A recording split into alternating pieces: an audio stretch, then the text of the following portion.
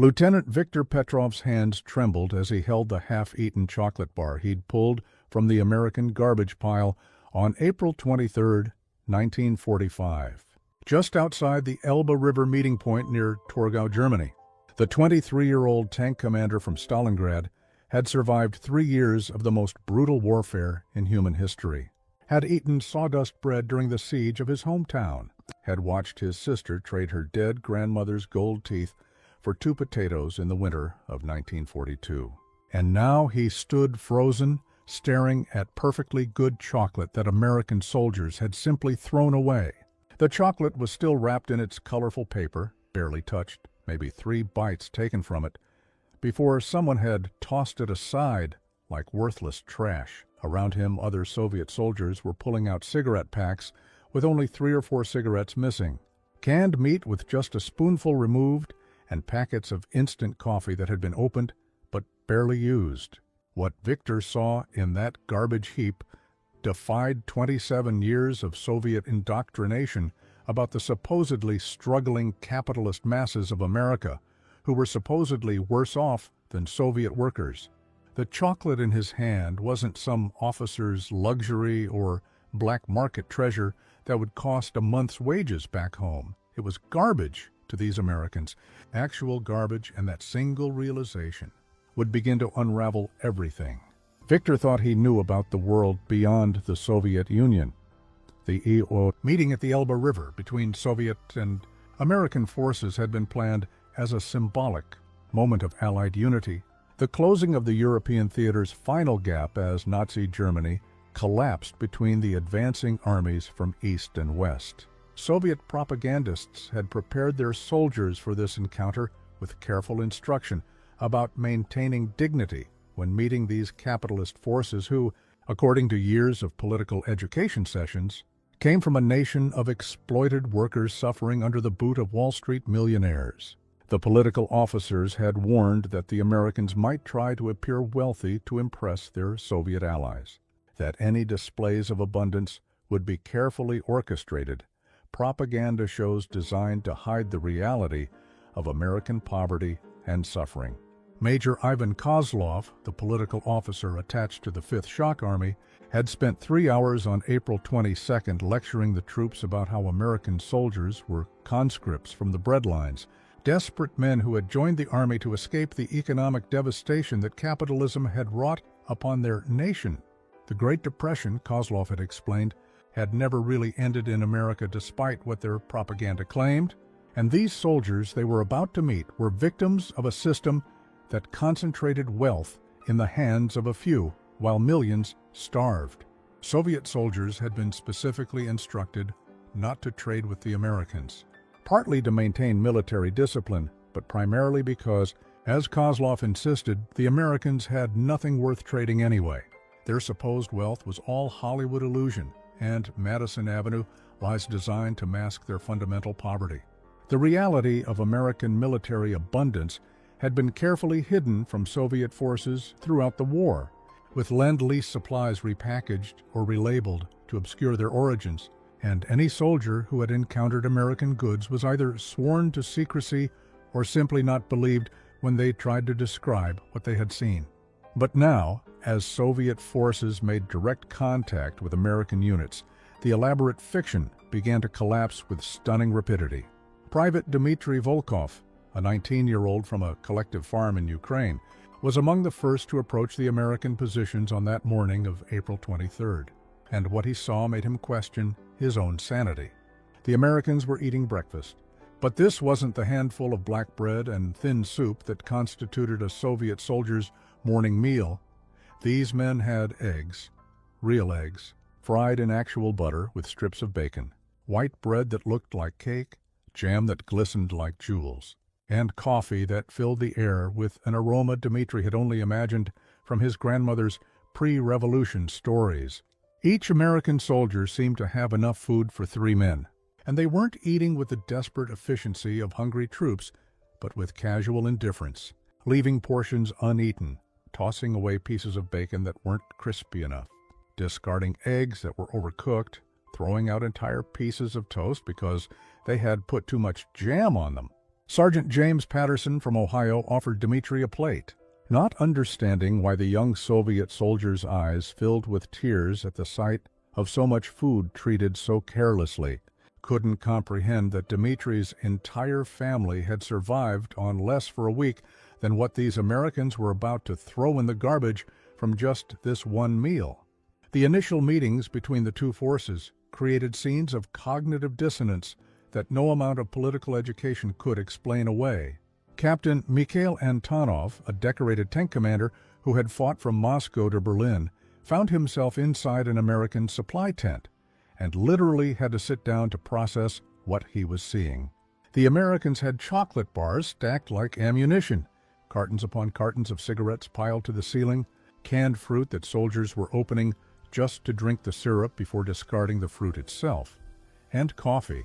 So much coffee that they were using it to barter with local Germans, not because it was precious, but because they had too much to carry.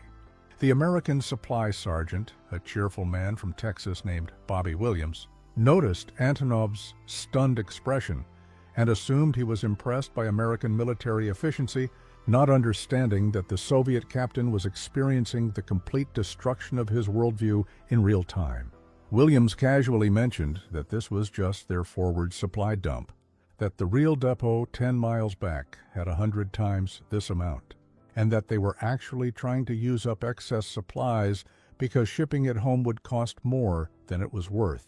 He actually complained, that headquarters kept sending them too much candy and cigarettes, that the men were getting tired of the same chocolate bars, that they had so many cigarettes that soldiers were using them to start campfires, because matches were the one thing they occasionally ran short of.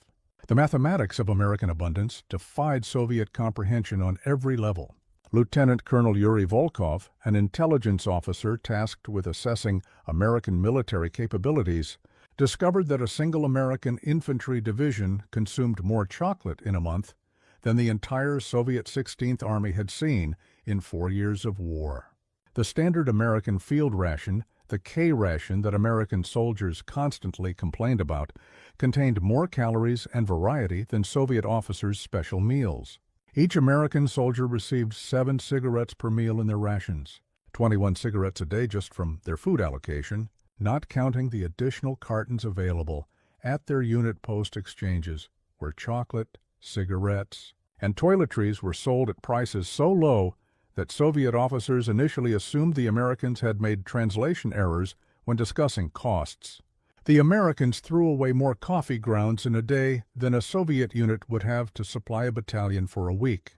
When Volkov reported these findings to his superiors, they accused him of exaggeration, of falling for American propaganda, of failing to see through obvious deception. But the evidence was overwhelming and undeniable. It was there in the garbage heaps, in the casual waste, in the way American soldiers would light cigarettes and throw them away after 2 puffs because they didn't like the brand. Senior Sergeant Boris Krupin watched American troops playing poker one evening, using chocolate bars as betting chips. Actual chocolate bars that would have cost 2 months' wages on the Moscow black market being pushed across a makeshift table made from ammunition boxes like worthless tokens in a child's game. When Krupin expressed amazement through an interpreter, the Americans laughed and gave him an entire box of chocolate bars. 24 bars, just gave it to him because, as Private First Class Danny Rodriguez from New York explained, they were sick of chocolate and preferred the hard candies anyway. Rodriguez pulled out a bag of hard candies to show what he meant, a bag that contained more sugar than Krupin's family had seen since 1941, and offered to trade pound for pound, candy for chocolate, as if these were equivalent items rather than treasures beyond imagination. The American soldiers began giving away their excess supplies not from military protocol or propaganda purposes, but from genuine confusion at Soviet reactions. Unable to understand why their allies were so emotional about receiving items that to Americans were mundane, boring even, the stuff they'd been eating so long they were thoroughly sick of it. What truly shattered Soviet assumptions was discovering that these abundant supplies weren't special allocations for this historic meeting, but simply what American forces had been consuming throughout their entire campaign. Technical Sergeant Robert Anderson from Michigan, who had landed at Normandy and fought across France, Belgium, and Germany, showed Soviet Major Alexei Petrov his collection of unused ration items he'd accumulated over 11 months of combat. A duffel bag full of chocolate, cigarettes, instant coffee, hard candies, chewing gum, and canned fruit that he'd been saving to ship home, but now decided to distribute among Soviet soldiers because, as he put it, the shipping cost wasn't worth it, and he could buy better stuff back home anyway. Anderson explained that American soldiers often threw away half their rations because they were tired of the repetition, that the real problem with K rations wasn't scarcity but monotony, that after eating the same chocolate bars for months, most GIs would trade entire boxes for a single fresh apple or a homemade cookie. He mentioned that his unit had once used canned peaches for target practice because they'd received a triple shipment by mistake and couldn't possibly eat them all before they had to move positions. The very concept of having so much food that soldiers could waste it for entertainment was so foreign to Soviet experience that Major Petrov initially thought the translator was making an error. The disparity extended far beyond food into every aspect of military supply. Private Pavel Sokolov discovered that American soldiers received new socks every week, simply threw away pairs that had even minor holes, discarded undershirts after a few wearings because they didn't like how they felt after multiple washings.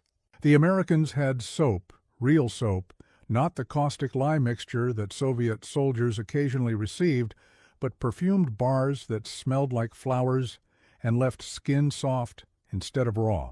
They had toothpaste in tubes, actual paste specifically for cleaning teeth, not the salt or ash that Soviet soldiers used when they cleaned their teeth at all. American medics carried more bandages in their individual aid bags than entire Soviet companies had for treating wounded. Corporal Tom Bradley from Illinois gave away an entire medical kit to a Soviet medic, complete with morphine, sulfa powder, bandages, and surgical instruments because his unit had just received new ones and regulations said they couldn't carry both old and new versions. The Soviet medic, Junior Lieutenant Vasily Orlov, broke down crying when he realized that this single kit contained more medical supplies than his entire battalion medical station had received in 6 months. The American relationship with machinery proved equally incomprehensible to Soviet forces who had learned to repair tanks with salvaged wire and keep trucks running with improvised parts carved from scrap metal. Master Sergeant Albert Thompson from Detroit casually mentioned that his unit had abandoned 3 perfectly functional Jeeps last week because new models had arrived and it wasn't worth the paperwork to transfer the old ones. When Soviet mechanics expressed disbelief, Thompson laughed and said they could probably find the Jeeps about 5 miles back if they wanted them. The keys were probably still in them. The Army had so many vehicles that losing a few dozen here and there didn't even warrant an investigation unless someone specifically complained. Soviet tank crews who had fought entire battles with tanks held together by wire and prayers watched. Americans abandoned vehicles for minor mechanical issues that Soviet mechanics could have fixed in minutes with basic tools. The Americans complained about their Sherman tanks, called them death traps, said they were inferior to German Tigers, while Soviet tankers stared at these supposedly inferior machines that had rubber treads instead of steel, padded seats instead of wooden benches, heating systems that actually worked, and armor that wasn't made from recycled steel with quality so poor that it could shatter like glass in winter cold.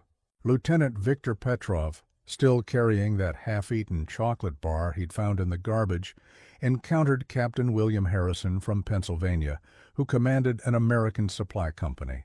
Harrison was dealing with what he described as a logistics nightmare. They had received 5 times their requested allocation of winter clothing, even though it was now spring, and burning it would be easier than shipping it back. Harrison offered the entire surplus to Soviet forces, thousands of winter coats, gloves, boots, and thermal underwear, items that Soviet soldiers had stuffed newspapers into their jackets to replace. When Petrov asked what Americans expected in return, Harrison looked confused and said they expected nothing. They were just going to burn it anyway. The Soviets would be doing them a favor by taking it off their hands. The concept that military supplies could exist in such abundance that disposing of excess became a problem, rather than preservation being essential, was so foreign to Soviet experience that Petrov had to have the conversation translated 3 times to ensure he understood correctly. The food waste alone told a story that no propaganda could explain away. Corporal Dmitry Volkov watched American cooks preparing dinner for their unit and saw them throw away more food in preparation than his unit received as rations. Potato peels that Soviet soldiers would have boiled for soup were discarded without thought. Meat trimmings that would have been treasured were tossed to stray dogs. Cooking oil that Soviet forces would have treated like liquid gold was poured out because it had been used once and Americans didn't reuse cooking oil. The American mess sergeant, a large man from Louisiana named Louis Thibodeau, noticed Volkov's expression and, through gestures and broken German, tried to explain that this was nothing, that back home in America, restaurants threw away more food each night than entire Soviet units saw in a week. Thibodeau pulled out a letter from his wife describing the Easter dinner she'd prepared for their church: 40 pounds of ham, 15 pounds of turkey, countless side dishes, desserts that required pounds of sugar and butter, all for a single meal for their congregation. The casual description of such abundance as normal, unremarkable even, something that happened every Sunday in thousands of churches across America, left Volkov speechless. The Soviet soldiers began to realize that American complaints about military life, which they initially dismissed as privileged whining, revealed a standard of living beyond Soviet imagination. Private First Class Joseph Martinez from California complained that he hadn't had fresh fruit in 3 weeks, not realizing he was speaking to men who hadn't seen fresh fruit in 3 years. Sergeant Michael O'Brien from Boston grumbled about the quality of Army coffee, saying it wasn't as good as what his mother bought at the corner store for 10 cents a pound, while Soviet soldiers were brewing tea from pine needles and calling it coffee.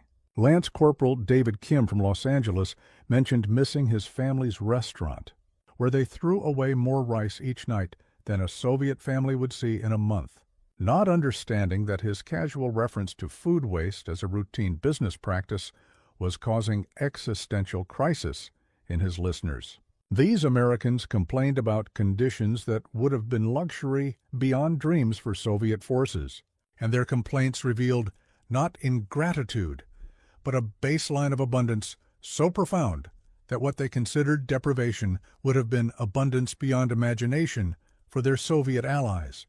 Major Ivan Kozlov, the political officer who had lectured troops about American poverty, found his ideological certainty crumbling as evidence mounted beyond any possibility of denial.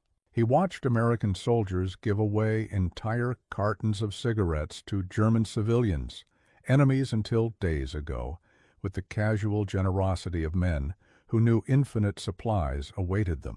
He saw American medics treating German wounded with supplies that Soviet forces couldn't obtain for their own men, using sulfa powder and morphine on former enemies, while Soviet wounded made do with vodka and rags. He observed American engineers using explosives to clear rubble, not because it was tactically necessary, but simply to make camp more comfortable, using more explosives in one afternoon of convenience than Soviet forces would allocate for an entire offensive operation. Every observation, every interaction, every piece of evidence pointed to the same impossible conclusion that American abundance wasn't propaganda, wasn't a show for Soviet benefit, wasn't carefully orchestrated deception, but simply the normal state of American military supply.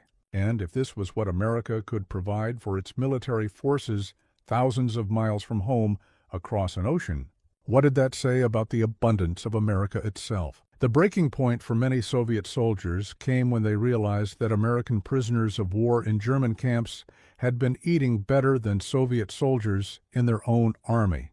Staff Sergeant James Wilson from Tennessee, who had been captured during the Battle of the Bulge and held for 4 months, described receiving Red Cross packages that contained chocolate, cigarettes, canned meat, coffee, and vitamins. Even as a prisoner, Wilson had access to more luxury items than Soviet officers fighting on the front lines. He mentioned that the greatest hardship was boredom, not hunger, that American POWs had actually gained weight in captivity because Red Cross packages contained more calories than they could burn sitting in camp.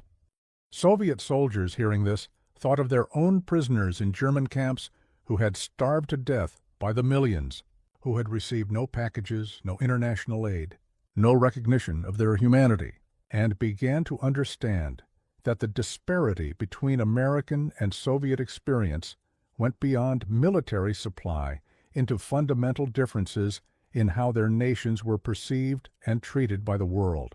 Colonel Pavel Dimitrov, commanding a Soviet rifle regiment, requested a private meeting with his American counterpart, Colonel James Patterson, to understand the logistics that made such abundance possible. Patterson, assuming this was a professional military discussion, gladly shared information that shattered Dimitrov's understanding of industrial capacity. America was producing 50,000 aircraft a year, not the 5,000 Soviet intelligence had estimated. American factories were operating at 60% capacity, deliberately holding back production because they had already exceeded all military requirements. The Liberty ships that carried these supplies across the Atlantic were being built in 4 days, not 4 months, with American shipyards launching 3 new vessels daily. Detroit alone was producing more military vehicles in a month than the entire Soviet Union managed in a year. Patterson showed Dimitrov a supply manifest that listed the contents of just one ship arriving at French ports daily, each ship carrying more chocolate than Moscow had seen since before the revolution, more cigarettes than Soviet factories produced in a month, more coffee than most Soviet citizens would taste in their lifetimes. The numbers were so staggering that Dimitrov initially assumed translation errors, decimal point mistakes, propaganda inflation. But Patterson pulled out photographs from Life magazine showing American factory floors, infinite assembly lines staffed by women, because most men were in the military, producing abundance with such casual efficiency that workers could afford to strike for better wages even during wartime. The psychological impact on Soviet forces was profound and immediate. Soldiers who had endured years of propaganda about American weakness and poverty were confronted with evidence of abundance that rendered their entire worldview obsolete. Private Anatoly Volkov wrote in his diary, though such writing was dangerous, that discovering American abundance was more traumatic than combat, because, at least in battle, the enemy was trying to kill you for understandable reasons. But this abundance suggested that everything he'd been taught about economics, politics, and society was fundamentally wrong. Sergeant Nikolai Petrov stopped attending political education sessions, telling his lieutenant that he couldn't listen to lies about American poverty while wearing American boots that were better than anything his father, a factory foreman, had ever owned. Junior Lieutenant Vladimir Sokolov began asking dangerous questions about why, if socialism was superior to capitalism, Soviet forces were desperately grateful for American cast-offs, while Americans were throwing away items that Soviet workers couldn't produce, even with maximum effort. The exchanges between soldiers became increasingly uncomfortable for Soviet political officers as their troops discovered more about American life. Private First Class Tony Romano from Brooklyn mentioned that his father was a janitor who owned a car, a radio, and could afford to send all 5 children to school, not understanding that he was describing a standard of living beyond what Soviet factory directors could achieve. Corporal Frank Washington from Georgia, an African-American soldier who faced discrimination in his own country, described living conditions that exceeded what Soviet Party members enjoyed, talking about indoor plumbing, electric appliances, and readily available food as if these were normal rather than miraculous. Even American complaints about their own society revealed abundance. When Sergeant Jack Mueller from Wisconsin complained about gas rationing, limiting family drives to only 50 miles per week. Soviet soldiers realized that ordinary American families had cars and fuel, while Soviet colonels were lucky to have access to a vehicle once a month.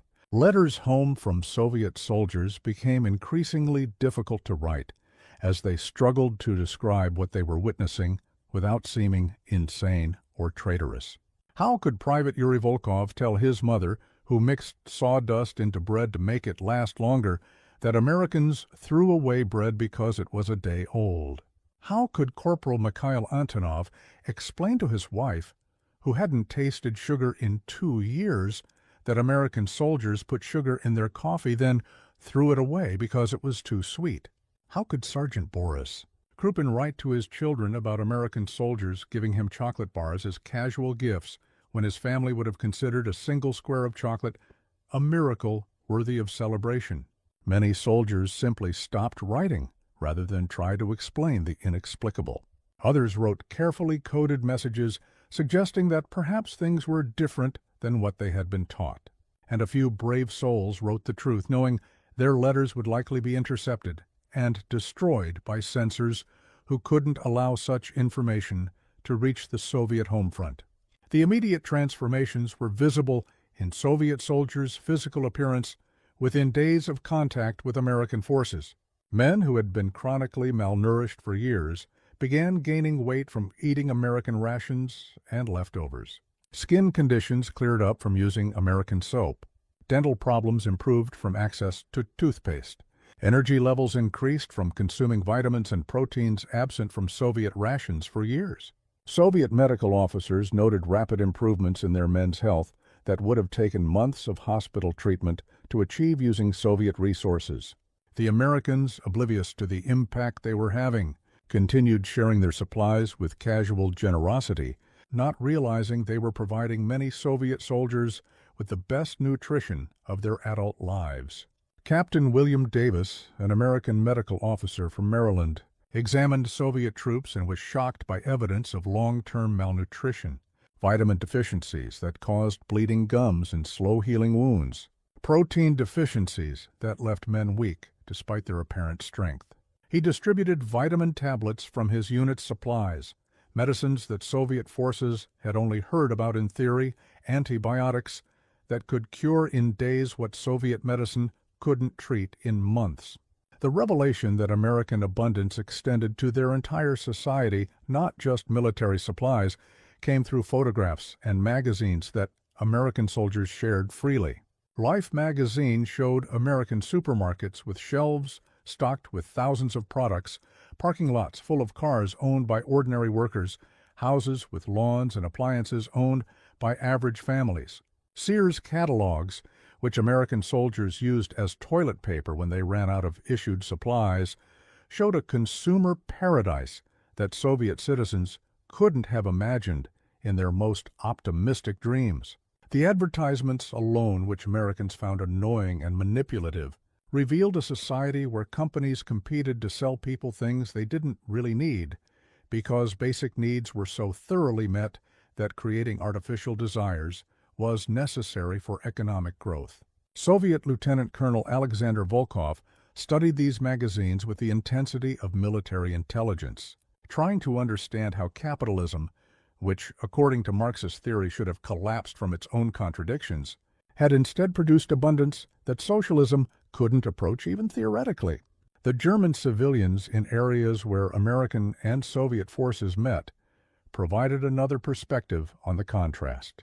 Frau Helena Schmidt, who ran a small grocery in Torgau, told Soviet Major Denis Petrov through a translator that she preferred American occupation because they had so much food they gave it away, while Soviet forces, she said carefully, seemed to need everything themselves. German children followed American soldiers begging for chocolate and received handfuls, while they avoided Soviet forces who had nothing to give even if they wanted to. The Americans hired German civilians to work in their camps, paying them in coffee, cigarettes, and food that could be traded for anything on the black market. A German mechanic could earn more working for Americans for a week than he had made in a year under the Nazi regime. The casual generosity of individual American soldiers giving away personal supplies to former enemies stood in stark contrast to Soviet forces who were under strict orders to take what they needed as war reparations. Master Sergeant Robert Taylor from Ohio organized a baseball game between American and Soviet troops. providing equipment that represented more leather and quality manufacturing than Soviet sports programs had seen in decades. The baseball gloves alone, which Taylor mentioned cost about $5 each back home, were made with leather that Soviet officers would have requisitioned for boots. The baseballs, manufactured to precise specifications with quality materials, were objects of craftsmanship that Soviet soldiers passed around in amazement. Taylor explained that millions of American children owned such equipment, that every small town had baseball fields with uniforms and gear for youth leagues, that sports were so accessible in America that they had to create multiple leagues to give everyone a chance to play. He pulled out photographs of his hometown's high school football stadium, which seated 5,000 people and had electric lights for night games, not understanding that he was showing Soviet soldiers infrastructure that exceeded many Soviet military facilities. The depth of the deception Soviet soldiers had lived under became clear when they realized that American Lend-Lease supplies, which they had been told were America's maximum effort scraped together at great sacrifice, were actually surplus production that America could easily spare. Captain John Anderson from Pennsylvania, who worked in military supply, casually mentioned that Lend-Lease to all allies represented less than 15% of American military production, that America was supplying Britain, France, China, and the Soviet Union while maintaining its own massive military forces and still had excess capacity. The trucks that Soviet forces desperately depended on, the Studebakers and Chevrolets that were treated like precious resources, were being produced at rates that allowed Americans to abandon them when minor repairs were needed. The spam that Soviet soldiers considered a luxury was what American troops complained about having to eat too often. The airplane fuel that enabled Soviet aviation was what Americans were using to burn garbage because it was easier than burying it. As the first weeks of contact passed, Soviet political officers faced an impossible situation trying to maintain ideological discipline while their soldiers were experiencing daily evidence that contradicted everything they'd been taught. Major Ivan Kozlov attempted to argue that American abundance was temporary, artificially inflated by wartime production that would collapse once peace came. But even he couldn't explain why a supposedly unsustainable system could produce such excess, while the theoretically superior socialist system struggled to provide basic necessities.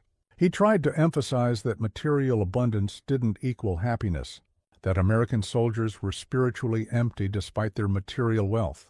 But this argument fell flat when Soviet soldiers observed American troops' easy camaraderie, their casual confidence, their assumption that life would be good after the war. The Americans talked about going home to jobs, cars, education on the GI Bill, opportunities that Soviet soldiers couldn't even conceptualize. When Private David Brown from Iowa mentioned he was planning to use his military benefits to buy a farm with electricity and running water, Soviet soldiers realized that American privates were expecting a post-war life that exceeded what Soviet collective farm directors could achieve. The full implications of American abundance became clear when Soviet soldiers understood that this wealth wasn't extracted from colonies or built on slave labor, but generated by a system that, despite its flaws and inequalities, produced more wealth for ordinary workers than socialism had achieved for anyone, except the highest party officials. Sergeant Paul Wilson from Michigan, whose father worked in an auto factory, described a life of suburban comfort that included a house with multiple bedrooms, 2 cars, annual vacations, and college plans for all 3 children, all on a factory worker's salary. He showed photographs of his family's Thanksgiving dinner, tables overflowing with food that would have fed a Soviet platoon for a week, and explained this was normal for millions of American families. The cognitive dissonance of learning that American factory workers lived better than Soviet factory directors, that American farms produced more with fewer workers, that American stores stocked items Soviet citizens couldn't imagine, created a psychological crisis that no amount of political education could resolve. The transformation in Soviet soldiers' behavior became increasingly obvious as their exposure to American abundance continued. They stopped singing patriotic songs about Soviet superiority. They avoided political discussions. They hoarded American gifts with desperation that revealed how precious these ordinary items were to them. Some soldiers began learning English from their American counterparts, ostensibly for better military cooperation, but really to understand this impossible society that had achieved what socialism had promised, but never delivered. Others became withdrawn, unable to reconcile what they were experiencing with what they had believed. A few brave souls began asking whether they could stay in the American zone rather than return to Soviet control. Requests that horrified political officers who recognized the implications of Soviet soldiers choosing capitalism over socialism. The last days of April 1945 brought an intensification of these revelations as victory in Europe approached and interactions between American and Soviet forces increased. Victory celebrations revealed the full extent of American abundance when Colonel James Mitchell from Virginia organized a feast for both American and Soviet troops using only standard military supplies. The Americans produced steaks, real beef steaks, not the mysterious meat Soviet soldiers occasionally received, along with vegetables, fruit, bread that was white and soft, butter that didn't smell rancid, and desserts that required sugar in quantities Soviet cooks couldn't have imagined. They had ice cream, actual ice cream in military field conditions, produced by machines that American units carried as standard equipment. Wine and beer appeared in quantities suggesting that American quartermasters had been supplying alcohol as regularly as ammunition. Soviet Colonel Dmitry Volkov watched his men eat with expressions of rapture and realized that this single meal, which American troops considered good but not exceptional, exceeded anything his soldiers had experienced in their entire lives. As May began and the war in Europe entered its final days, Soviet soldiers who had encountered American abundance faced the prospect of returning to a Soviet Union where such abundance would be considered impossible propaganda, where speaking about what they had witnessed would be dangerous, where the chocolate and cigarettes they carried would have to be hidden or explained as battlefield loot rather than gifts from allies who had so much they gave it away without thinking. Lieutenant Viktor Petrov, still carrying that half-eaten chocolate bar he'd found in the garbage, now understood it represented something far more significant than waste or abundance, or even the difference between capitalism and socialism. It represented a truth so fundamental and so dangerous that acknowledging it would mean accepting that everything he'd fought for, everything his comrades had died for, everything his nation had sacrificed, had been in service of a system that couldn't provide what American capitalism delivered as a matter of course. The immediate post-war period would see the Soviet Union desperately trying to suppress information about American abundance, declaring soldiers who had seen the West as potentially contaminated by capitalist propaganda, sending many to labor camps to prevent them from spreading their dangerous knowledge. But the truth had been revealed in those garbage heaps full of half-eaten chocolate and barely smoked cigarettes, in the casual waste that exceeded Soviet abundance, in the everyday items Americans threw away that Soviet citizens would have treasured. The approximately 2 million Soviet citizens who had direct contact with American forces during and immediately after the war became walking contradictions to Soviet propaganda, men who had seen the impossible and could never fully believe in socialist superiority again. The legacy of these encounters would resonate through Soviet society for decades, as whispered stories of American abundance circulated despite official suppression. Veterans would quietly tell their children about chocolate bars used as poker chips, about Americans who complained that steak was tough while Soviet soldiers had never tasted beef, about cigarettes burned for entertainment while Soviet workers would have saved every tobacco leaf. These stories, dismissed as exaggeration by those who hadn't seen it themselves, planted seeds of doubt that would eventually contribute to the Soviet Union's collapse when Gorbachev's glasnost finally allowed open discussion of Western abundance. The chocolate and cigarettes thrown away by American soldiers in April and May of 1945 had revealed a truth that no amount of propaganda could permanently suppress. That American capitalism, despite all its flaws and contradictions, had achieved the material abundance that socialism had promised but never delivered. Years later, when Soviet citizens could finally travel to the West, they would experience the same shock that Viktor Petrov felt finding that chocolate in the garbage. The same disbelief that Boris Krupin experienced watching chocolate bars used as poker chips. The same paradigm-shattering realization that American abundance wasn't propaganda, but reality. The Marshall Plan would rebuild Western Europe with American surplus, while the Soviet Union struggled to rebuild with inadequate resources, creating a visible contrast between capitalist and socialist recovery that no ideology could explain away. East Germans would risk their lives to escape to West Germany, where American aid had created prosperity, while Soviet satellites remained trapped in scarcity despite their supposed liberation. The Berlin airlift would demonstrate American logistical abundance when planes delivered more supplies to a besieged city than the Soviet Union could manage for its own territories.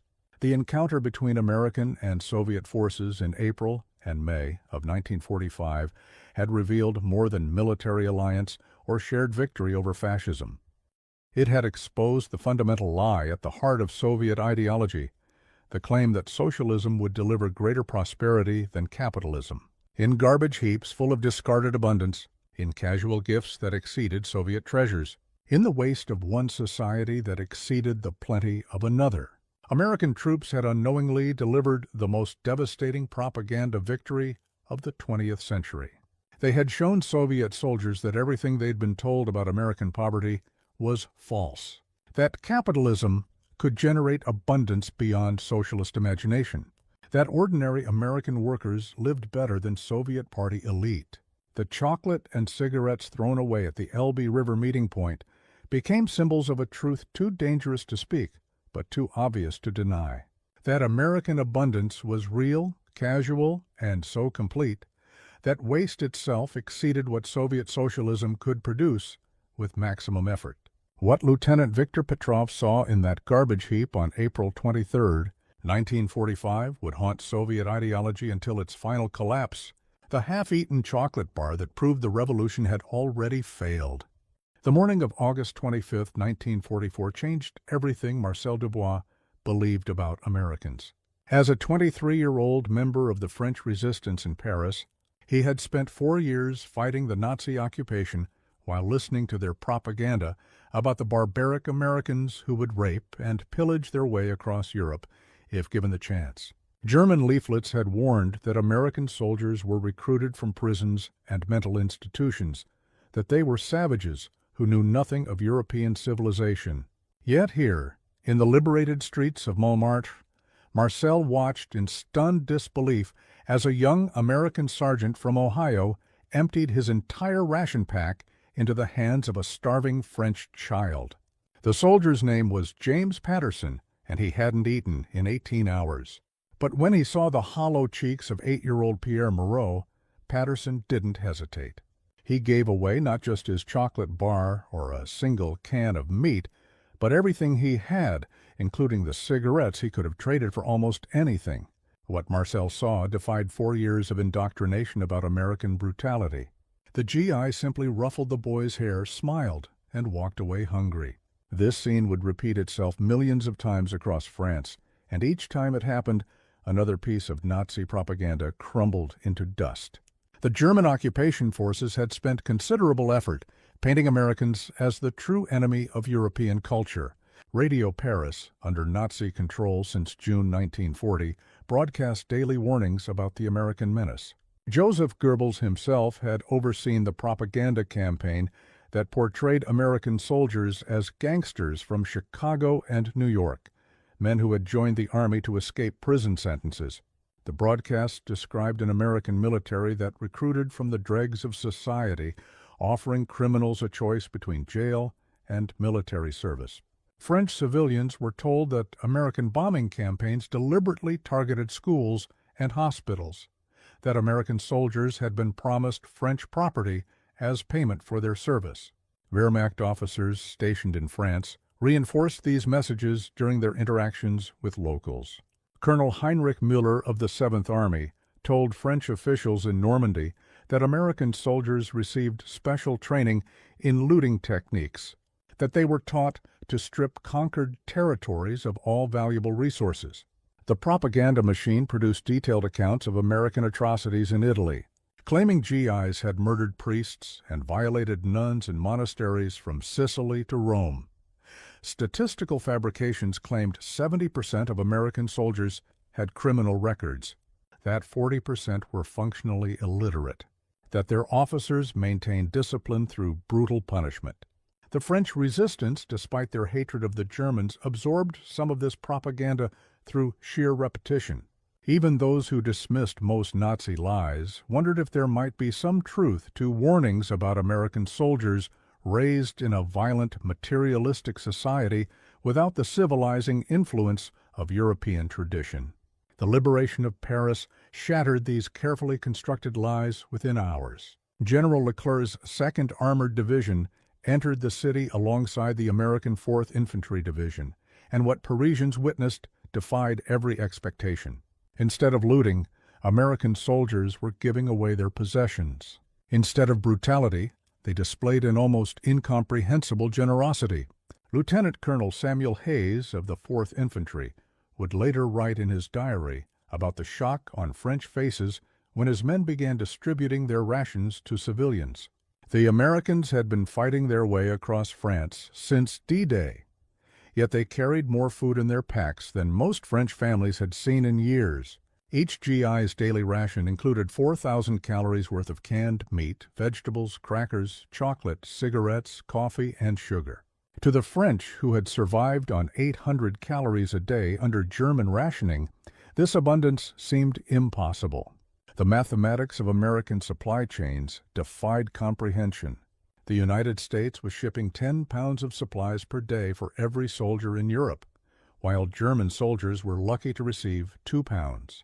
But the true shock came not from the abundance itself, but from the willingness of American soldiers to share it.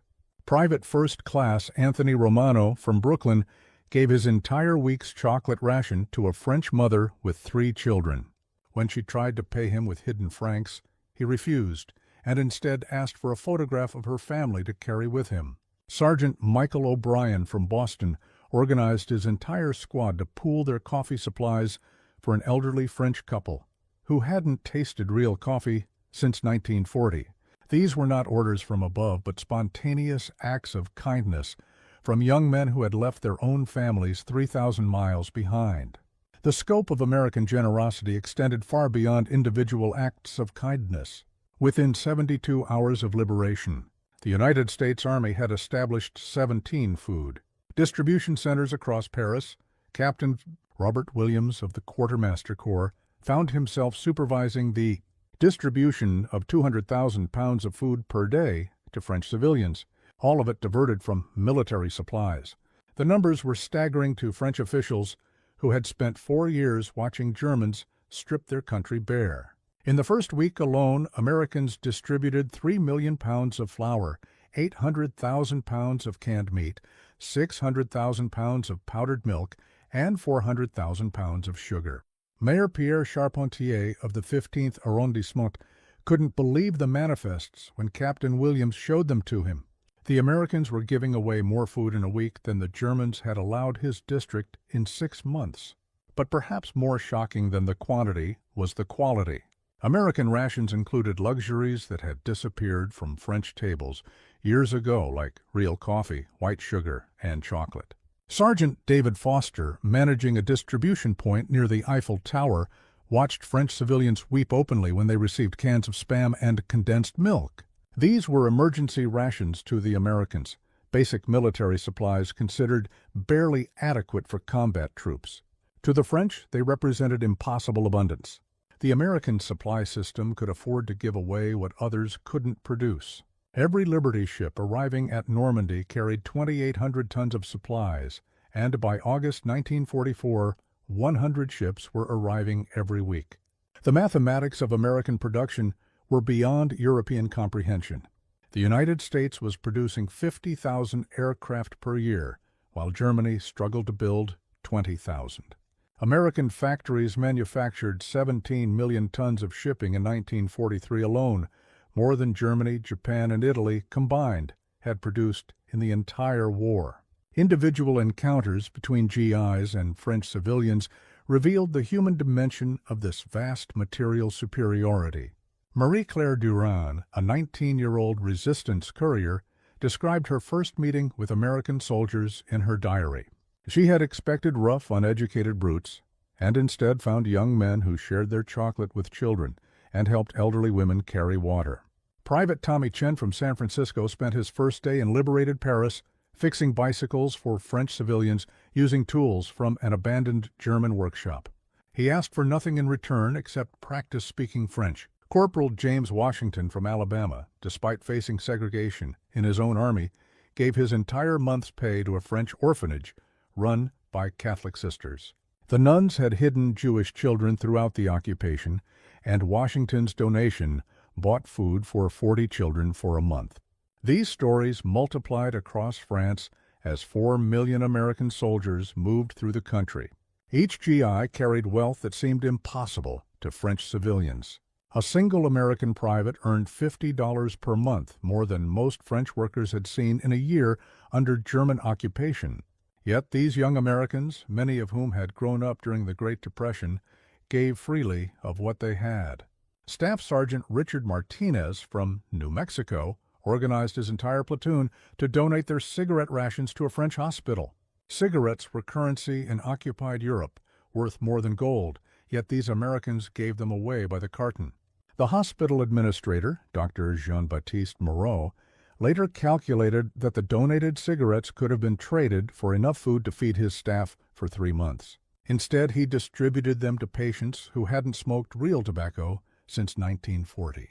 The structural generosity of the American military machine dwarfed individual acts of kindness. General Eisenhower authorized the transfer of 10,000 tons of medical supplies to French civilian hospitals within days of liberation. These hospitals had operated for 4 years with almost nothing, reusing bandages and operating without anesthesia. Suddenly they received shipments of penicillin, morphine, surgical instruments, and equipment they couldn't have imagined. Dr. François Leblanc at the Hôtel Dieu Hospital in Paris documented the arrival of enough medical supplies in 1 week to exceed what his hospital had received in the previous 4 years combined. The Americans delivered X-ray machines, surgical tables, and medicines that had been unavailable since 1939. But the true shock came when American medical officers explained that these supplies were surplus, extra materials that the American military medical system could spare. Major Thomas Anderson, a medical supply officer from Detroit, told Dr. LeBlanc that the United States was producing 20 million doses of penicillin per month, enough to treat every wounded soldier and still have millions of doses left over. The French medical establishment had watched their German occupiers strip hospitals of equipment and medicine, sending everything back to Germany. Now they witnessed Americans giving away medical supplies worth millions of francs without asking for anything in return. Nurse Sylvie Rousseau at the American hospital in Neuilly recorded her amazement when American medics began training French staff in the use of new equipment. The Americans weren't just providing supplies. They were sharing knowledge, techniques, and innovations developed during 4 years of war.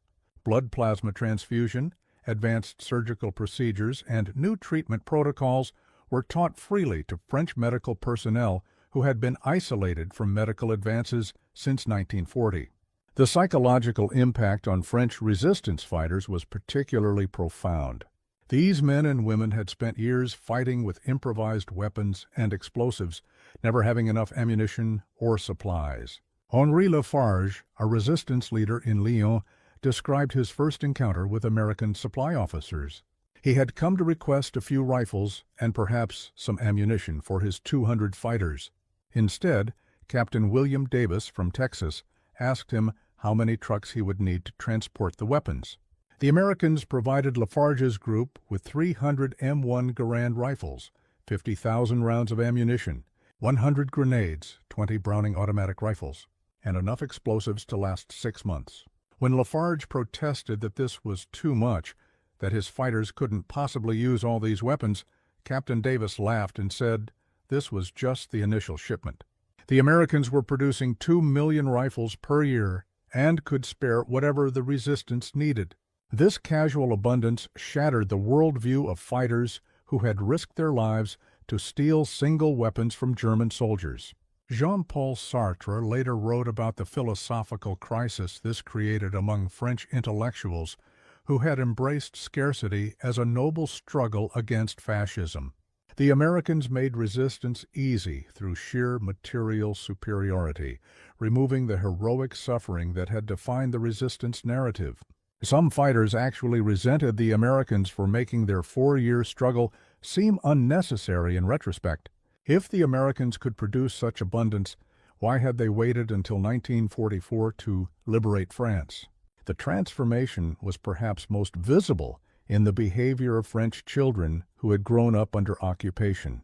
8-year-old Marguerite Beauvoir had never tasted chocolate until an American soldier gave her a Hershey bar in August 1944. She later wrote in her memoirs about the profound psychological impact of that moment.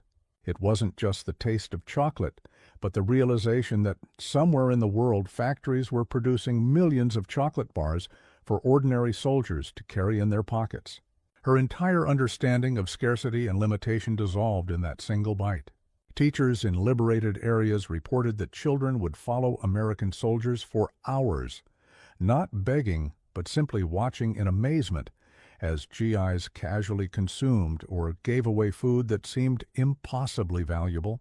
Lieutenant Robert Cohen from New York organized candy distributions at schools in Normandy, bringing joy to children who had forgotten what sweets tasted like.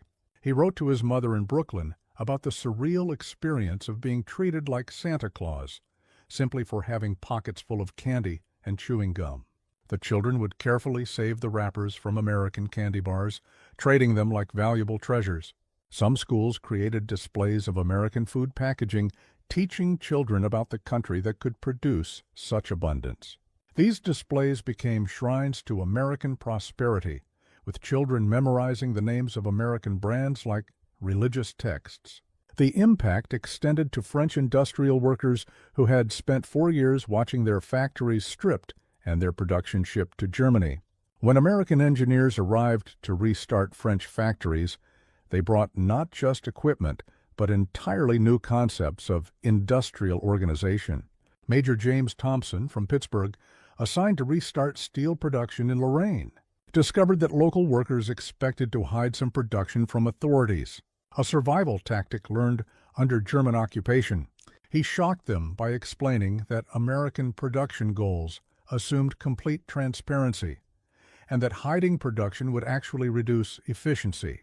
The Americans introduced concepts like quality control, production bonuses, and worker safety standards that seemed impossibly generous to French workers accustomed to German brutality.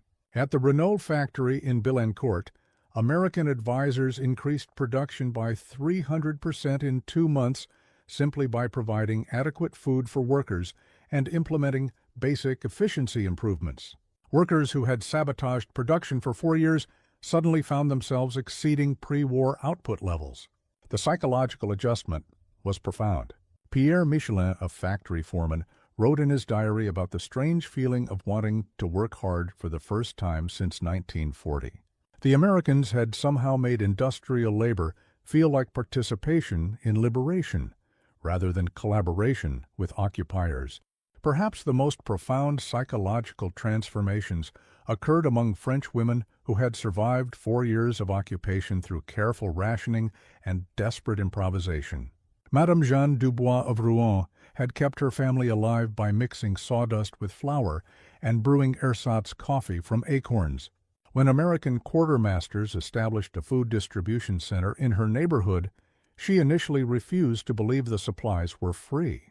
She brought her hidden savings, jewelry she had buried in 1940, and even offered family heirlooms in exchange for food.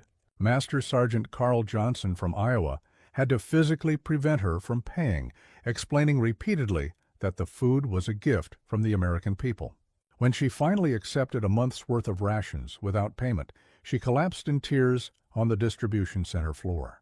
Her daughter, 17-year-old Colette, later described watching her mother's entire worldview crumble in that moment. 4 years of careful calculation, of measuring every gram of flour and drop of oil, suddenly became meaningless. The Americans had so much food they could give it away without counting. Colette herself experienced a different transformation when she realized American soldiers were only a few years older than herself. She had expected hardened warriors and found young men who missed their families and gave away chocolate to remind themselves of home. Private Dale Anderson from Kansas spent hours showing Colette photographs of his family farm, explaining how American agriculture could produce enough food to feed Europe. The scale he described seemed like fantasy to someone who had spent 4 years foraging for nettles and dandelions to supplement starvation rations. The distribution of cigarettes became a powerful symbol of American abundance that transcended mere material wealth. Under German occupation, cigarettes had become the underground currency, more valuable than money and often traded for food or medicine. A single pack of American cigarettes could buy a family's meals for a week on the black market. Yet American soldiers received cigarette rations they couldn't even smoke completely. Private First Class Joseph Martinez from California, a non-smoker, gave away 7 cartons of cigarettes in his first week in Paris. Each carton represented a month's wages for a French worker, yet Martinez handed them out like party favors. The psychological impact on French civilians who had hoarded individual cigarettes like gold coins was devastating. Michel Laurent, a black market dealer who had built a small fortune trading cigarettes during the occupation, watched his entire business model collapse in 24 hours when Americans began giving away cigarettes by the carton. He later wrote about the existential crisis this created, the realization that 4 years of careful trading and dangerous smuggling had been rendered meaningless by American industrial production. The United States was manufacturing 600 billion cigarettes per year, enough to give every French citizen 1,000 cigarettes and still supply their entire military. The encounter between French communists and American capitalism created particularly complex psychological dynamics. Many resistance fighters had been communists who believed capitalism was a dying system that would collapse under its own contradictions. Yet here were the products of American capitalism displaying abundance that exceeded even Soviet propaganda promises. Jacques Duclos, a French communist leader, privately wrote about the cognitive dissonance created by American generosity. The theoretical capitalist exploiters were giving away more food than Soviet allies had ever provided. The Americans weren't using their abundance to extract political concessions or establish control. They were simply giving it away because they could afford to. This challenged the fundamental Marxist assumption that capitalism required scarcity and exploitation. Young communist Pierre Hervé found himself questioning everything when he saw American soldiers, supposedly tools of capitalist oppression, sharing their rations with French workers. The Americans didn't seem to know or care about political ideology. They saw hungry people and shared their food. This simple human gesture undermined years of ideological training more effectively than any propaganda could have. The liberation of French prisoners from German camps provided another layer of shocking contrast. When American forces liberated stalags holding French prisoners of war, they discovered men who had survived for years on 900 calories per day. The standard American military ration of 4,000 calories seemed impossibly rich to these skeletal survivors. Medical officers had to carefully control refeeding to prevent deaths from sudden nutritional abundance. Captain Michael Roberts, a medical officer from Boston, documented the psychological trauma of abundance among liberated prisoners. Men who had dreamed of food for years suddenly couldn't eat when presented with unlimited quantities. The mental adjustment from scarcity to abundance proved more difficult than anyone anticipated. Sergeant Philippe Moreau, liberated after 4 years in Stalag Cevadide, wrote about the surreal experience of being told he could eat as much as he wanted. The concept had become so foreign that he couldn't comprehend it. He would hide food in his pockets even after being assured more was available. It took weeks for his mind to accept that scarcity had ended. The Americans assigned psychiatrists to help liberated prisoners adjust to abundance, a concept that would have seemed absurd before the war. The human mind, it turned out, could be broken by generosity as much as by cruelty. The Marshall Plan, announced in 1947, would ultimately demonstrate that American generosity during liberation was not a temporary phenomenon, but a fundamental characteristic of American power. The United States would spend $13 billion rebuilding Europe, including former enemies. This represented $100 billion in today's dollars, given freely to rebuild countries that could have been left in ruins.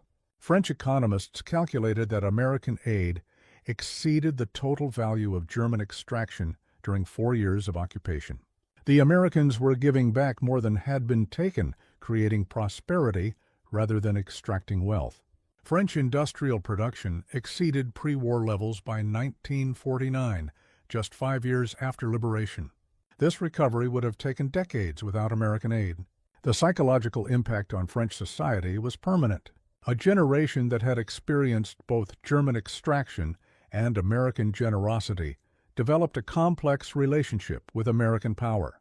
They had learned that true power came not from taking, but from the ability to give without counting the cost. The children who received chocolate from GIs in 1944 would grow up to become the leaders of modern France. Their formative experience of American generosity shaped their worldview in ways that would influence French-American relations for decades. President Jacques Chirac, who was 11 when Paris was liberated, would later speak about the profound impact of receiving his first Hershey bar from an American soldier. It wasn't just candy, it was a window into a different world where abundance was normal and generosity was possible. These childhood memories created a reservoir of goodwill that survived even the tensions of the Cold War and disagreements over Vietnam and Iraq. The generation that experienced American generosity firsthand could never fully embrace anti-American rhetoric, because they remembered the GIs who gave away their rations to hungry children. The transformation of French society extended beyond material abundance to fundamental changes in social organization and cultural values. American military engineers didn't just rebuild infrastructure. They introduced new concepts of efficiency and organization that revolutionized French bureaucracy. The Americans demonstrated that government could be effective without being oppressive, that administration could serve rather than control. Lieutenant Colonel David Williams, assigned to help reorganize municipal services in Lyon, introduced filing systems and administrative procedures that reduced processing time by 70%. French administrators who had spent 4 years creating elaborate systems to hide information from German occupiers suddenly discovered the efficiency of transparency.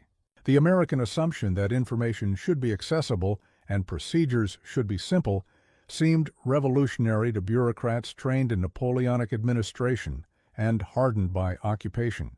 The psychological shift from defensive complexity to open simplicity would take years to complete, but would ultimately transform French governance.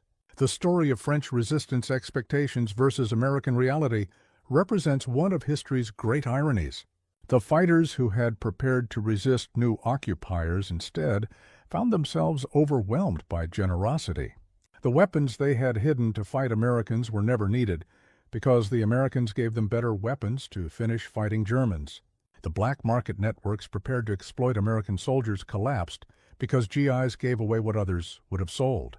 The careful calculations of survival became obsolete in the face of casual abundance.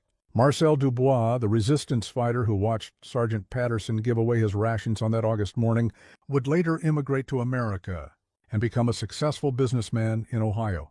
He would spend the rest of his life trying to explain to Americans what their generosity had meant to a generation of Europeans who had forgotten that kindness was possible. The young French boy who received Patterson's rations, Pierre Moreau, would grow up to become a doctor and would name his first son James in honor of the sergeant who had shown him that power could be generous. These individual stories, multiplied millions of times across liberated Europe, created a transformation that no propaganda could have achieved. The American military had conquered not through brutality, but through abundance, not through taking, but through giving, not through fear, but through the simple act of sharing chocolate with hungry children. The mathematics of American production had defeated the mathematics of German extraction, and in that victory, the true nature of American power was revealed. It was not the power to destroy, but the power to give without counting the cost, to be generous, because generosity was possible, to share, because there was enough to share. This lesson, learned in the streets of liberated France, would shape the post-war world in ways that neither the French resistance nor the American GIs could have imagined. On that August morning in 1944, when a hungry sergeant gave away his last meal to a starving child and changed the world with simple kindness. The ripple effects of American generosity transformed even the most hardened skeptics among the French population. Communist Party members who had spent years preparing for class warfare against American capitalism found themselves receiving food from 19-year-old GIs who didn't care about political ideology. Father Antoine Messier, a Catholic priest in Normandy who had hidden Allied airmen during the occupation, expected the Protestant Americans to show hostility toward Catholic institutions. Instead, he watched Baptist soldiers from Alabama and Methodist boys from Iowa donate their entire pay to rebuild damaged churches. They didn't ask about denomination or doctrine. They saw communities that needed help and gave what they could. The priest documented $17,000 in spontaneous donations from American soldiers in the first month after liberation, more money than his parish had seen in 5 years. These young Americans, many of whom had never left their home states before the war, displayed a generosity that transcended religious and cultural boundaries. The transformation was particularly profound among French intellectuals who had spent the occupation years developing elaborate theories about American cultural poverty. Professor Jean-Marie Fontaine at the Sorbonne had written extensively about the spiritual emptiness of American materialism, contrasting it with European cultural sophistication. His worldview shattered when he met Corporal Timothy Chen, a Chinese-American soldier from San Francisco who spoke fluent French, played Chopin on a damaged piano in a bombed cafe, and carried a worn copy of Proust in his backpack. Chen wasn't unique. Thousands of American soldiers brought unexpected cultural depth alongside material abundance. Private First Class Nathan Goldberg from New York organized impromptu concerts for French civilians, playing jazz on his saxophone while his squad distributed food. These Americans weren't the cultural barbarians of Nazi propaganda, but young men who brought both bread and beauty to liberated France. The intellectual establishment struggled to reconcile their theories with the reality of GIs who could quote Shakespeare while fixing broken water pumps. The medical transformations went beyond supplies to fundamental changes in French healthcare philosophy. American medical officers introduced the concept of preventive medicine, spending resources to keep people healthy rather than just treating the sick. Major Dorothy Harrison, one of the few female doctors in the American military, established vaccination programs that seemed impossibly ambitious to French doctors accustomed to crisis management. She brought enough typhoid vaccine to inoculate every child in liberated Normandy, a quantity that would have supplied all of France before the war. French doctors watched in amazement as Americans set up mobile dental clinics treating cavities in children who had never seen a dentist. The Americans explained that dental health affected overall nutrition and fighting efficiency, a connection that seemed luxuriously theoretical to doctors who had spent 4 years without basic antibiotics. Captain Robert Lee from Chicago performed 300 dental procedures in his first week in France, using more anesthetic in 7 days than most French dentists had seen since 1940. The psychological impact on French medical professionals was profound. They were witnessing medicine as it could be practiced with unlimited resources, a vision that would drive French healthcare reform for generations. The transformation of French agriculture revealed another dimension of American abundance. Farming families who had hidden their harvests from German requisition squads watched American agricultural advisors arrive with tractors, fertilizer, and hybrid seeds. Captain William Foster from Iowa brought farming knowledge from the American Midwest to Norman dairy farmers who had been farming the same way for centuries. He didn't impose American methods, but offered them as gifts, demonstrating techniques that could double milk production without increasing labor. The Americans provided DDT to control insects, a miraculous powder that protected crops French farmers had watched destroyed by pests for generations. They brought mechanical harvesters that could do in hours what took weeks by hand. But most shocking was their attitude toward sharing agricultural knowledge. The Americans freely explained techniques that would have been closely guarded secrets in Europe. They seemed to believe that helping French farmers succeed would somehow benefit America, a concept that defied traditional zero-sum thinking about international trade. Farmer Auguste Blanchard of Calvados wrote in his diary about the surreal experience of American advisors celebrating when his apple harvest exceeded pre-war levels. These Americans acted as if French prosperity was their own victory. The psychological impact on French women deserves particular attention. They had survived 4 years through incredible resourcefulness, mending and remending clothes until fabric dissolved, creating meals from nothing, maintaining households without basic supplies. Suddenly, American quartermasters were distributing new clothes, whole bolts of fabric, sewing supplies that hadn't been available since 1939. Madame Suzanne Leclerc of Caen received a sewing kit from the American Red Cross that contained more thread than she had seen in 4 years. The kit included needles of every size, scissors that actually cut, and a thimble that wasn't worn through.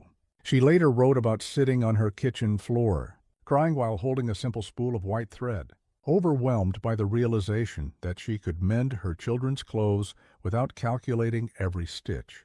The American Women's Auxiliary Services brought sanitary supplies that had become impossible to obtain during occupation, distributing them with a matter-of-fact efficiency that restored dignity to French women who had endured years of humiliating scarcity. Lieutenant Mary Thompson from Oregon organized distribution centers specifically for women's needs, understanding instinctively what male officers might have overlooked.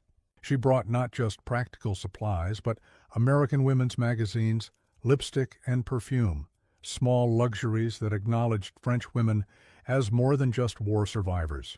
The interaction between American Negro soldiers and French civilians created unexpected social transformations. These soldiers, segregated and discriminated against in their own army, displayed the same generosity as their white counterparts. The French, having endured Nazi racial ideology, embraced black soldiers with a warmth that surprised everyone. Corporal William Jackson from Mississippi wrote home about the cognitive dissonance of being treated with more respect in liberated France than in his hometown. French families invited black soldiers to dinner. French women danced with them at liberation celebrations. French children saw them as liberators indistinguishable from white GIs. The generosity of Negro units became legendary in certain French communities. The 761st Tank Battalion, an all-black unit, adopted an entire orphanage near Nancy, providing food, clothing, and toys for 80 children. The soldiers pooled their pay for months to support these children, many of whom were war orphans with no surviving family. This created a profound challenge to racial thinking on both sides. French civilians who had absorbed years of Nazi racial propaganda witnessed black Americans displaying extraordinary generosity and competence. American officers who had insisted on segregation watched French civilians treat Negro soldiers as equals and heroes. The transformation extended to the most intimate spaces of French family life. American soldiers didn't just distribute supplies, they shared skills and knowledge that revolutionized household management. Sergeant Barbara Coleman from Texas, working with French housewives in Rouen, introduced pressure canning techniques that could preserve food for years rather than months. She brought mason jars and lids, equipment that seemed miraculously simple, yet had been unavailable during occupation. French women who had lost tons of preserved food to spoilage learned methods that would ensure their families never starved again. The Americans introduced concepts like refrigeration and frozen food storage that had been laboratory curiosities before the war. Private First Class Joseph Kowalski from Detroit, an ice plant worker before enlisting, helped establish ice production and storage facilities that transformed food distribution in liberated areas. French families who had never imagined keeping fresh milk for more than a day suddenly had access to refrigeration technology. The psychological security of knowing food could be safely stored created a fundamental shift in French domestic anxiety. Mothers who had lived in constant fear of their children starving began to believe in a future where hunger was impossible. The distribution of American military vehicles to French civilian authorities created another layer of transformation. The Americans didn't just leave behind worn-out equipment. They provided nearly new trucks, jeeps, and ambulances to French municipalities. Mayor François Bertrand of Chartres received 12 military trucks that transformed his city's ability to distribute food and remove rubble. These vehicles, each worth more than most French citizens would earn in a lifetime, were given freely with maintenance manuals translated into French. American mechanics trained French drivers and repair crews, transferring knowledge that would keep these vehicles running for decades. The psychological impact of mobility after 4 years of restriction was profound. French officials could travel freely, inspect damage, coordinate reconstruction, and connect isolated communities. Dr. Marie Fontaine could reach patients in rural areas for the first time since the Germans had requisitioned all vehicles in 1940. The American gift of mobility was really a gift of possibility, the ability to imagine and implement solutions that had been physically impossible during occupation. The establishment of American military post exchanges, or PX stores, in liberated areas created shopping experiences that challenged French conceptions of commerce. These stores, intended for American soldiers, often allowed French civilians to shop during certain hours. Madame Henriette Moreau of Orleans described her first visit to a PX as entering a different universe. The shelves contained hundreds of products in quantities that defied comprehension. There were 50 types of candy, 30 varieties of cigarettes, clothes in every size, magazines from America showing impossibly prosperous civilians. Prices were fixed and clearly marked, no haggling or black market negotiations required. The American sergeant managing the store smiled and helped customers find products, a level of retail courtesy that had disappeared during occupation. French civilians could buy American products with their liberation francs, accessing goods that would have cost fortunes on the black market just weeks earlier. The psychological impact of choice after years of scarcity was overwhelming. Some French customers stood paralyzed in aisles, unable to process the possibility of selecting between options rather than taking whatever was available. The American approach to information and communication revolutionized French understanding of transparency and public discourse. The Americans established radio stations that broadcast accurate news, weather reports, and entertainment without political filtering. Radio France Libre transmitted American music, news from around the world, and French programming without censorship. After 4 years of German propaganda and Radio Paris lies, French civilians struggled to believe they were hearing truth. American information officers like Captain Sarah Mitchell from Boston organized town meetings where military plans were explained to civilians, where French citizens could ask questions and receive honest answers. This radical transparency contradicted everything French civilians had learned about survival under occupation, where information was hidden, distorted, or weaponized. The Americans seemed to believe that informed civilians were assets rather than threats. They distributed thousands of radios to French households, ensuring everyone could access information. The psychological liberation of knowing truth, of hearing multiple perspectives, of being trusted with information, was as powerful as physical liberation from occupation. The story of French resistance expectations versus American reality represents one of history's great ironies. The fighters who had prepared to resist new occupiers instead found themselves overwhelmed by generosity. The weapons they had hidden to fight Americans were never needed because the Americans gave them better weapons to finish fighting Germans. The black market networks prepared to exploit American soldiers collapsed because GIs gave away what others would have sold. The careful calculations of survival became obsolete in the face of casual abundance. Marcel Dubois, the resistance fighter who watched Sergeant Patterson give away his rations on that August morning, would later immigrate to America and become a successful businessman in Ohio. He would spend the rest of his life trying to explain to Americans what their generosity had meant to a generation of Europeans who had forgotten that kindness was possible. The young French boy who received Patterson's rations, Pierre Moreau, would grow up to become a doctor and would name his first son James in honor of the sergeant who had shown him that power could be generous. These individual stories, multiplied millions of times across liberated Europe, created a transformation that no propaganda could have achieved. The American military had conquered not through brutality but through abundance, not through taking but through giving, not through fear but through the simple act of sharing chocolate with hungry children. The mathematics of American production had defeated the mathematics of German extraction, and in that victory, the true nature of American power was revealed. It was not the power to destroy, but the power to give without counting the cost, to be generous because generosity was possible, to share because there was enough to share. This lesson, learned in the streets of liberated France, would shape the post-war world in ways that neither the French resistance nor the American GIs could have imagined. On that August morning in 1944, when a hungry sergeant gave away his last meal to a starving child and changed the world with simple kindness. The legacy lives on in every international aid program, every military humanitarian mission, every moment when strength chooses generosity over dominance.